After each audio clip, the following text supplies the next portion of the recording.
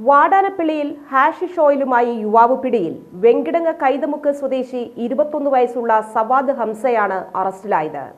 Thrissur range DIG Harishankar IPS, Thrissur rural ജില്ലാ police മേധാവി B. Krishnakumar IPS എന്നിവരുടെ നിർദ്ദേശപ്രകാരം നടന്നുവരുന്ന പ്രത്യേക പരിശോധനകളുടെ ഭാഗമായാണ് ഇയാളെ പിടികൂടിയത്.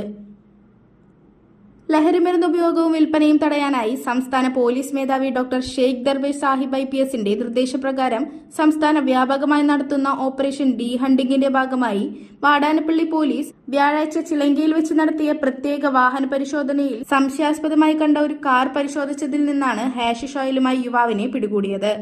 Vadanappally police station inspector Binu BS, police sub inspector Rafeeq, civil police officer Jishnu എന്നിവർ പ്രതിയെ അറസ്റ്റ് ചെയ്ത സംഘത്തിലുണ്ടായിരുന്നു.